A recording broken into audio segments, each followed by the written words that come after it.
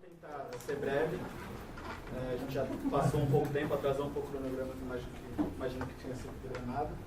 E assim, eu quero deixar como as minhas últimas palestras, tanto no Rio como em São Paulo, que é como se fosse um incentivo para a galera correr atrás e ver que não é só o que está sendo feito, que a gente pode evoluir. Teve bastante ideia hoje, tem um cara de engenharia que é outra área, que está vindo para os ABICS, tem a ideia dele do SAP, que é difícil fazer, pouca gente faz, tem o AutoScale do Manolo. Então vamos pensar fora da caixa, como o Luiz diz, e vamos fazer algo sempre diferente. Tá? Minha palestra hoje eu vou falar sobre visão de negócio com os ABICS. Okay? Para quem não me conhece, meu nome é Robert Silva, eu sou analista das ABICS na JLCP, participo de projetos de implementação, consultoria e treinamento dos ABICS, sou membro e colaborador ativo da comunidade dos ABICS Brasil, né, e tenho alguns vídeos no YouTube focado totalmente em ABICS e Grafana. Então depois quem quiser dar uma olhada, bastante gente já viu, é bem legal. Tá. Bom, o que monitorar? Muita gente que é nova nos ABICS aqui sempre pergunta, pô, o que eu vou monitorar? O que eu preciso monitorar? Primeira resposta aqui mesmo, vou monitorar meu servidor Windows, Linux, serviços, roteador, switch, firewall, storage. Né? O que eu vou notificar? Uso de CPU, memória, disco, serviço disponível, se a rede caiu ou não. Pô, legal, isso acho que é o básico. Né? Mas será que é o suficiente? Será que isso está agregando valor ao negócio? A gente que vem da área de TI sempre tem aquela desculpa, pô, não consigo investimento, o pessoal fala que está caro, não quer aprovar o projeto, e aí? Mas será que você está fazendo o jeito certo para agregar valor ao negócio? Vamos ver. O que seria a visão de negócio, né? Vamos pensar no lado do empresário. O cara tem uma empresa, ele tem uma área de TI que não é o core business dele, só que sustenta a área de negócio dele. Hoje, se você pergunta para um profissional de TI qual que é a função dele, ele vai falar, eu cuido do firewall, eu cuido da VPN. Mas não é isso, você suporta a operação do negócio do cara. Então, por isso que a gente está em constante atualização, para ver o que tem de tecnologia, para atender os requisitos do negócio. Então, basicamente, é monitoramento de TI com valor agregado para o negócio. Tá? Então, é indicadores em tempo real de qual etapa do processo de negócio está sendo impactado por um incidente. Se o link de internet caiu, o que parou? Depende. Se é uma empresa de tecnologia de consultoria, como a JLCP, como a Unirede, se o link de internet nosso cai, a gente não consegue conectar nossos clientes. Nosso core business está sendo afetado. Né? Agora, se eu monitorar outra coisa, não é o suficiente. Se o nosso servidor de file server acabou o espaço em disco, nós estamos conectando no cliente, está ok. Mas isso não está sendo tão impactante. Beleza? Então, case real. Tá? Eu vou falar de um projeto que a gente tem em andamento. Ano que vem sai o case para o público. Né? Então, uma corretora de investimentos, a maior corretora de tesouro direto do Brasil.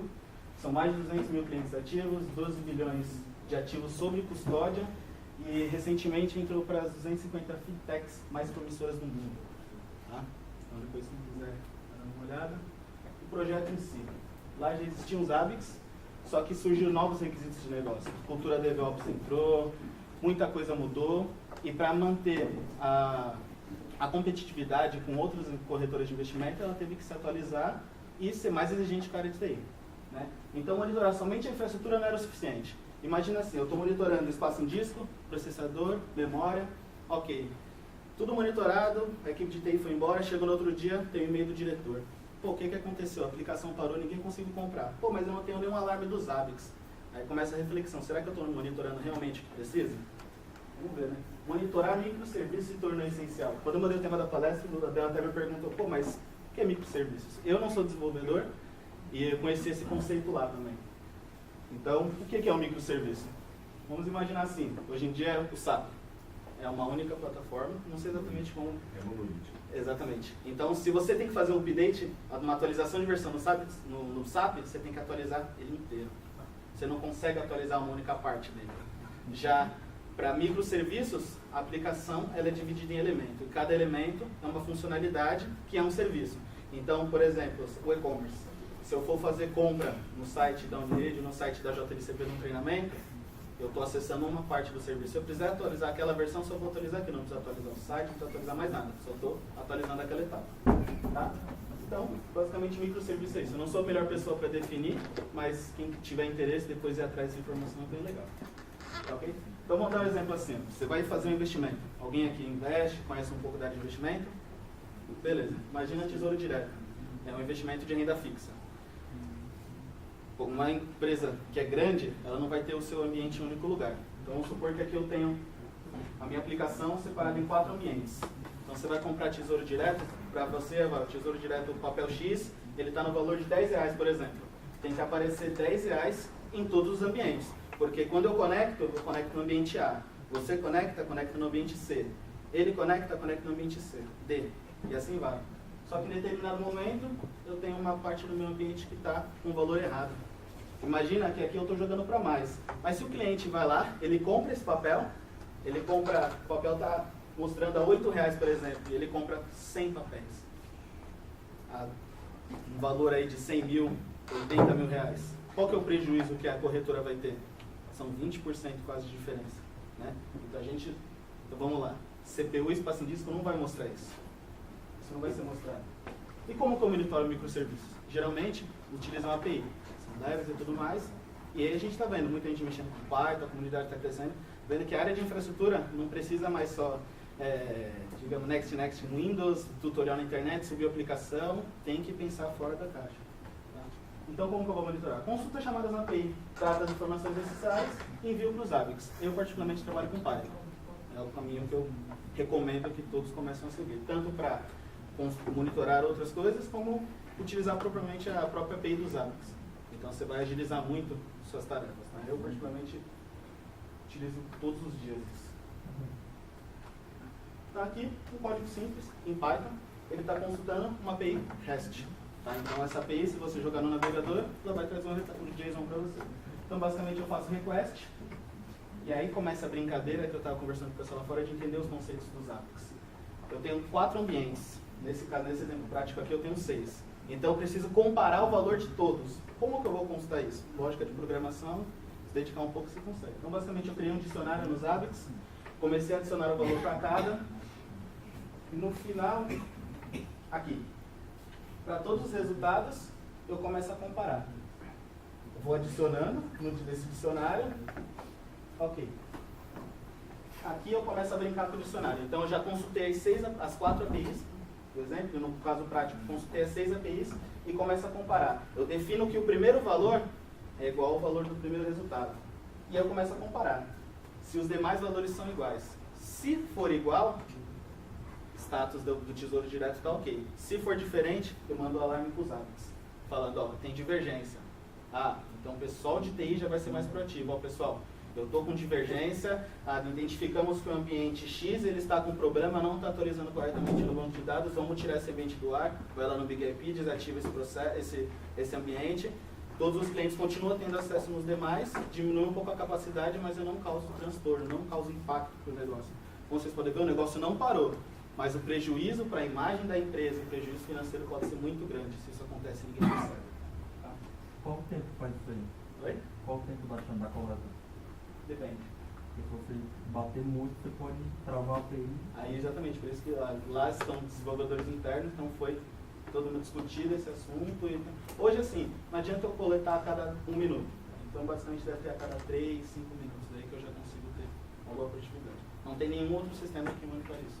Os clientes, até o Luiz conhece, tem uma parte que eu vou falar dele. Mas, enfim, isso nos AVICs. E como que isso fica para os AVICs? Eu tenho aqui, no caso, a posição financeira para o Tesouro Direto, posição financeira para renda fixa, e se o mercado está aberto para investimentos ou não. Tem determinado horário que o mercado abre e fecha. Alguns itens de coleta, inclusive, eu só monitoro com um item flexível, das 10 da manhã às 6 da tarde. E as triggers também. Elas só podem ser alarmadas nesse período e de segunda a sexta. Então, aquele script em Python se transformou isso nos APIs. Um outro exemplo agora é uma API SWAP, que é um pouco mais chato. Eu venho conversado bastante com o Luiz sobre isso, até veio a gente da comunidade se conversa bastante. Começou com o Jansen, Luiz, a Delta entrando, o Hernandes também começou a mexer com ele. Então, tipo, todo mundo agora que está na comunidade está se fortalecendo, vendo que o negócio tem que pensar fora da caixa, senão não anda. O CPU, o espaço disco, cara, o Dedude faz isso. Você instala, coloca lá e ele faz para você. Não presta. Então, aqui é uma API SOAP. Eu uso uma biblioteca zip do Python, quem quiser testar. É muito bom, uma das que eu testei e funcionou. Legal, então eu faço a chamada, eu ocupei as variáveis que eu faço a chamada, e aqui eu passo qual que é o método que eu quero puxar. Né?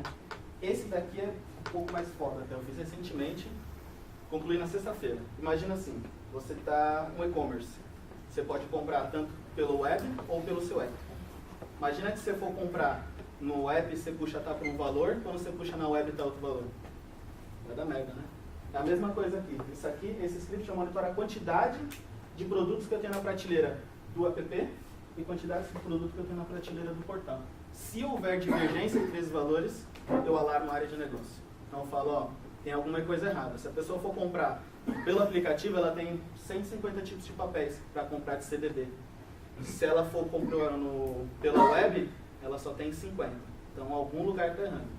Para, olha, identifica e vamos resolver o problema do cliente. Tendo uma visão antes que impacte ainda mais no negócio. Tá? Porque provavelmente quando a gente percebeu, alguém já foi afetado ou não. Não tem como dizer. É um ambiente muito grande, você não consegue ficar coletando a cada 5 segundos, a cada minuto. Separa os hábitos que você fizer isso. Pergunta. Como que fica isso nos hábitos? Status da prateleira ok, prateleira ok, prateleira divergente. Então identificamos aqui que a prateleira de CDB está com problema. Como eu vejo que ela está com problema nos meus 6 ambientes, então peraí, tem alguma coisa relacionada a esse cara. Vamos dar uma olhada, vamos observar e ver o que está acontecendo. Beleza? Aí que entra realmente a visão de negócio. Para o cliente, isso daqui, foda-se. Isso daqui não interessa para ele como que eu fiz, ele quer o resultado, ele paga a gente para isso. Né? É uma visão agradável para ele. Isso aqui foi dicas até do Grafana, conversei bastante com o Gustavo que vai palestrar depois. Isso daqui é o SLA no Grafana. Tá? Então você configura SLA nos AVIX e lá nesses status panels eu coloco o status daquela SLA. Então se ela tiver com algum incidente, a SLA está sendo afetada, incidente. Se a SLA estiver ok, status ok. Nesse dashboard, que hoje está bem maior, quando o cliente clica em cada um desses itens, ele tem acesso como está cada API dele. Tempo de resposta, qual é o valor que está retornando, se está com problema ou não está. Tá? A gente está conversando lá fora que hoje esse cliente copia. Esse cliente, o Luiz atendia antes, né, então tinha muita coisa em Shell. Só que como eu falei, eu não sei programar em Shell. Então aprendi Python, trouxe tudo para Python. Eu que não tinha, a gente desenvolveu essa parte de comparação, não lembro se ele tinha feito, não vi, mas eu fiz do zero. E a gente foi evoluindo e chega nesse ponto. Tá? Então, basicamente, essa é a visão de negócio que a gente tem que entregar para os nossos clientes. Aqueles dashboards de uso de CPU e memória é bonito para a gente técnico. Para a gente saber se o nosso ambiente dá capacidade de atender o que o nosso cliente está pedindo. Caso ao contrário, para ele isso não interessa. É uma coisa que ele não falou também que eu acho legal falar, é que isso não acontece de uma noite para outra, né? Porque até o Luiz falou, bate de tanto tempo, pode dar problema. E é realmente verdade. Então esse projeto, o Robert está nesse cliente dedicado todo dia, 3 meses já. E todo dia de manhã tem reunião com todo o time. Então não adianta a gente querer, especialista em monitoração, SAP e tal, querer entrar no negócio do cara, mas se o cliente não quer ajudar a gente a fazer isso, o time do cliente não quer ajudar a gente a fazer isso. Nesse cliente a gente tem acho que 50 ou 60 desenvolvedores. Então a gente vendeu um projeto de Zabbix lá e um projeto de DevOps. Então todo dia o Robert tem reunião com esse time para alinhar o que a gente vai fazer. O que foi feito, quem que eu vou chamar, quem parou. E outra, meses focado nisso. Que é algo importante também, que nem nós de TI, de infraestrutura, não sabemos que a gente tem que monitorar. Imagina os caras de desenvolvimento. Eu pedi uma informação, me demoraram 25 dias, uma projeto são de 3 meses. 3 meses para um microserviço demoraram 25 dias. Imagina se não fica no pé. Então, e assim, o projeto desse é muito complexo. Você tem que fazer mapeamento de serviços, senta, conversa e outra. O SLA não é só do microserviços. Aí entra a parte de infraestrutura. Quem provê esses microserviços? É o servidor IS, que tem aplicação tal, que está dentro do pool na AWS tal, que tem o switch tal. Aí você começa a descer o nível. E para isso você tem que mapear.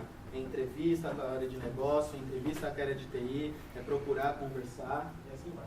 Você faz uma aula de falha, né? Exatamente. E agora, nos hábitos. Como que tudo isso chega nos hábitos? Uma parte dela vai falar, o pessoal vai falar. 4 formas que tem de fazer. Tudo isso foi script Python. Eu posso usar Zabbix Sender. Um exemplo, eu usei o Zabbix Sender direto no Python. O outro, eu só faço a coleta e uso user parameters, external script eu particularmente não gosto muito de usar. Mas existem situações que você tem que usar, porque você não pode instalar o agente. Você não pode fazer nada. Então você tem que usar o external script e assim vai. Eu não vou falar muito sobre a diferença desses 2 caras, que é o tema da palestra do Dutel. Então, fiquem e assistam, que é gritante. Se você não tomar cuidado, principalmente quando você está se você consulta uma API, é rápido. Agora, se você consulta 6, 10, 50 e você vai fazer tratativa desses valores, aí o bicho pega. O Zabbix não vai aguentar. Você vai ter problemas. Tá? Outros exemplos de visão de negócio. Um cliente nosso, Iracanjuba, tá? Esse projeto iniciou com o Luiz, só que quando precisou escalar, a forma que estava, eu não consegui seguir e iria dar um pouco mais de trabalho. Então, decidi centralizar tudo em um único script. Basicamente, o Luiz foi no Bit, nos Zabbix. Ele usou todos os recursos. Chama um script, faz um alerta, desse alerta chama uma ação, que chama outro script. Cara, funcionou. Tá ótimo. Só que como o Node também tem que se atualizar e para escalar da forma que foi escalado, não ia dar tempo de eu entender como é que ele fez, então eu decidi programar tudo em Python. Você não perguntou, não. Você não vai perguntar. Então, o que é isso daqui? Isso daqui são servidores, infraestrutura, ok. Mas pensa quando você tem uma empresa de tecnologia ou que investe pesado em tecnologia, dinheiro no bolso deles, quando gasta muito também é negócio, também impacta. Pode empacar aquele salário que você vai pedir, aquele aumento de salário que você vai pedir no começo do ano. Né? Então pensa assim, aqui é um ambiente de dev todo na Amazon. SAP. Bem legal. Ambiente SAP. Já recebeu o recado, né? Começo do ano, Fica a dica. Não era essa a intenção. Então, basicamente, é um ambiente SAP. Essa é uma das telas, tá? Eles ficam na Amazon para o pessoal de desenvolvimento fazer o que tiver que fazer, enfim. Só que chega no final de semana, numa sexta-noite, a equipe de infraestrutura não tá. Eles precisam programar, aquela merda que tem, né? De dev não conversa com infra, programaram uma Gmood, não avisaram infra, e aí? Aí tem que ligar pro cara de infra, o cara não era extra, o cara não dá. O cara de desenvolvimento não conseguiu fazer Gmood por causa diz ele que é culpa de infra, e fica parado, e chega na segunda-feira todo mundo toma enrabado, né? Então, surgiu essa necessidade. Ligar e desligar o ambiente da Amazon automaticamente. Tudo via Zabbix. Usa um pouco, mas nem tanto. Python gera os scripts, esses alarmes são baseados nos Zabbix. Então, quando o cara clica aqui no PHP, uma tela PHP, ele vai chamar um script Python que pega as instâncias ID, liga e desliga. O outro ponto pode fazer isso amarrado a um grupo de usuários dos Zabbix. Exatamente. Qualquer pessoa podia ligar. Tem toda a parte de segurança e depois quem tem um log também, de quem clica no liga, quem clica no desliga. Para o pessoal de gestão fazer isso. Uma coisa muito interessante para quem manja de SAP, eu não conheço, mas tem a parte do HANA, quem tem banco de dados e tudo mais. Tem um ambiente desse, que é o seguinte, para ligar ele, você tem que ligar a instância do SAP HANA, do banco, aguardar o banco subir, que demora uns 14, 16 minutos, e depois de... É um inferno, mano. Foi 3 madrugadas para fazer essa porra funcionar. E depois... Eu tenho que ligar de calma. Mas tu não fez em paz, tu fez em Shell. Aí eu quero ver. Aí, firmeza. É amor isso, é amor. É, amor, eu dois mesmo. Aí o que acontece? Depois que a instância ligou, o script em Python ele conecta via SSH dentro do banco, gera um comando, confere se todos os serviços subiram. Aí sim, subiu, ele volta um retorno e fala, agora pode subir as instâncias. Ele sobe as instâncias, depois que a instância subiu, manda um alerta, manda um item para os Zabbix, ó, banco SAP HANA ok, aplicações ok, pode usar o sistema. Beleza? Então, outro exemplo de visão de negócio com os Zabbix, com monitoramento. Né? Então, aqui está um pouco de script, até se o Luiz depois quiser atualizar os dele.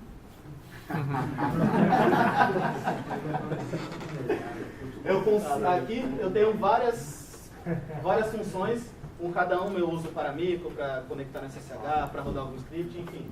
A função ligar o SAP, o que eu faço? Eu starto, aí eu passo, que nem eu tinha, cadê o arquivo, eu já passo qual que é o access key, qual que é o secret key, qual que é a instância que eu quero, né? Chamo ela, aguardo um tempo para andar no problema, status do HANA é verdadeiro, ok. Enquanto for menor que tal, ou o valor não, ou a aplicação não subiu corretamente, ele fica fazendo um loop. E para não ficar gerando e travando, eu dou um sleep, aguardo lá 1 minuto, tenta de novo. Banco tá ok? Não, não tá.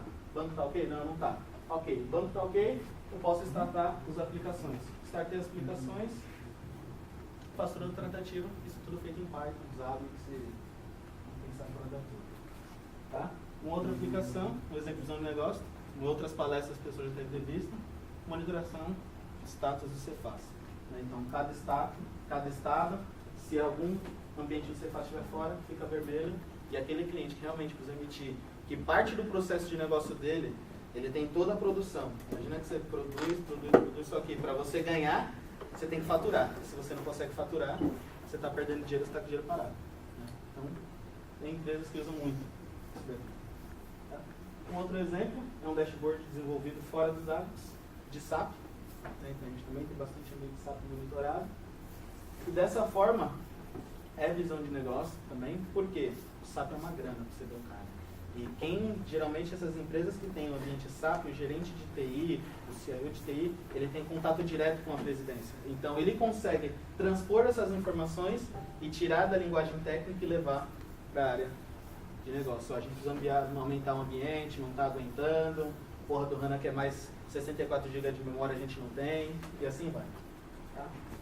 Bom, agora uma dica para quem está começando ou para quem já está na área, mas não usa. Cara, aprende a API dos Zabbix. Tem curso do Jansen aí no Udemy por R$20 com JavaScript. Tem um curso dele de Python também, é bem legal. Tem cursos gratuitos de Python. O Dell publicou esses dias de um rapaz. Eu fiz na Solid, que é gratuito também. Tem um canal no YouTube, tem um portal. Entendam bem esses conceitos. API REST, API SWAP. Essa merda aqui eu demorei um pouquinho, mas vai precisar muito. Oi? Eu até esqueci, mas é que eu tenho usado bastante essa daqui. Mas a diferença, muito legal que ele falou, REST, ela vai retornar um JSON. Para quem mexe com Python, JSON é show tratar. Quando ela retorna XML, aí o pau come. Bom, espero que vocês tenham gostado. Dúvidas podem perguntar, tá no meu contato. É isso aí, pessoal. Espero que... Aquela penúltima dashboard, a última dashboard que você mostrou, isso, ela é feita no próprio SAP, ele vai buscar as informações nos Zabbix, hein? Os Zabbix busca as informações, armazena e gera esse dashboard. Ah, mas não é nem o Grafana, nem a dashboard. Comercial ou... PHP. Essa daqui, PHP. E essa daqui, o cara de PHP me xingou um pouquinho. Porque quando era tudo dentro dos Zabbix, ele puxava direto pela API. Quando teve que chamar meu script em Python, ele falou assim, filho da puta. Mas é isso aí, pessoal. Dúvidas estou aí para responder, fico à disposição. Agradeço a oportunidade do pessoal de ter me recebido. E mais uma vez, muito obrigado.